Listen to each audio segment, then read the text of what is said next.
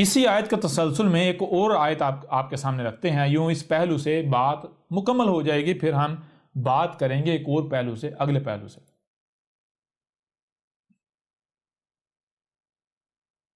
یہ سورہ البقرہ کی آیت نمبر 115 ہے، وَلِلَّهِ الْمَشْرِقُ وَالْمَغْرِبُ فَأَيْنَمَا تَوَلُّوا فَثَمَّ وَجْهُ اللَّهِ إِنَّ اللَّهَ وَاسِعٌ عَلِيمٌ۔ اس آیت میں یہ کہا جا رہا ہے، اے مسلمانوں، اے عقل کے اندو، یہ جو تم کہتے ہو نا بھائی ایک خاص طرف ہی رخ کرنا ہے تو اللہ کی طرف رخ ہوگا، یہ تم کہتے ہو نا اس وقت کیا جی ہم جناب نماز کیا ہے، نماز تو اللہ کے ساتھ تعلق قائم کرنا ہے، نماز میں کیا جی ہم اللہ کی طرف رخ کرتے ہیں، اور کدھر تم رخ کر لیتے ہو؟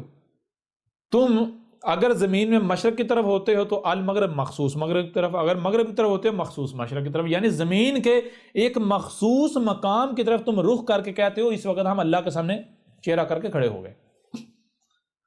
کہا نا وَلِلَّهِ الْمَشْرِقِ وَالْمَغْرِبِ، اور الہ کے لیے ہے کیا المشرق اور المغرب۔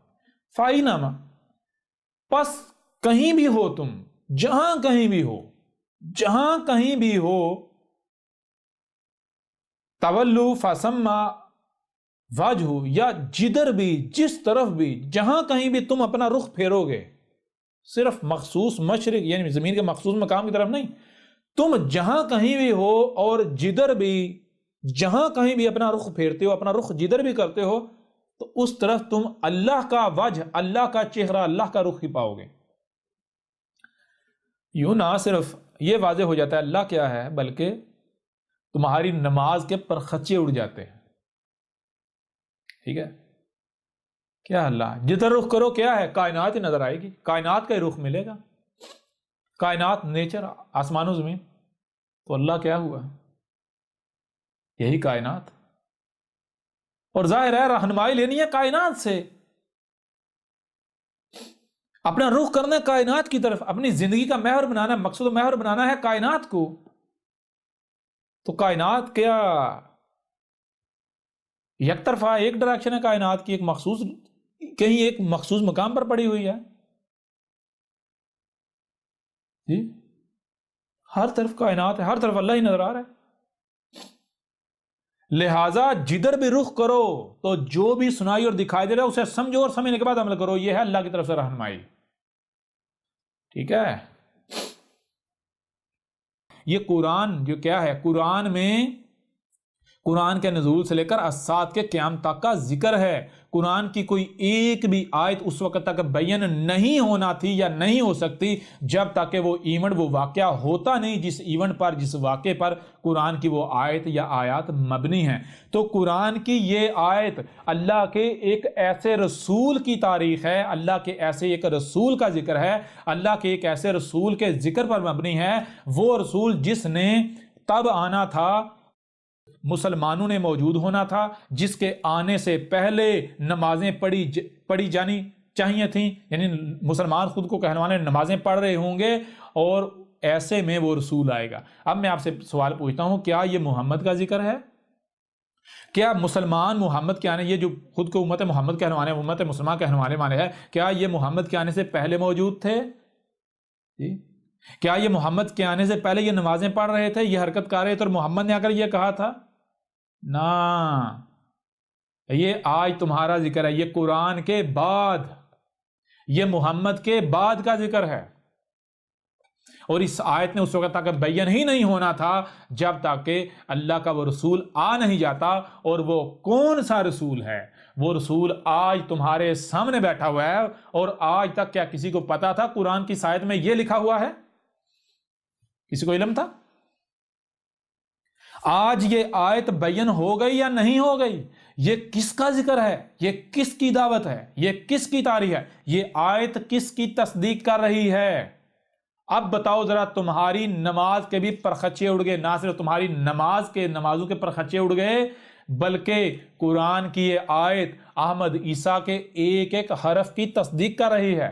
قرآن کی یہ آیت تمہیں یاد دلا رہی ہے کہ اے خود کو مسلمان کہلوانے والو، یہ تھا وہ رسول، یہ تھا وہ حادثہ، یہ تھا وہ واقعہ جس کا قرآن کی اس آیت کی صورت میں آج سے 14 صدیہ قبل ذکر کر دیا گیا تھا۔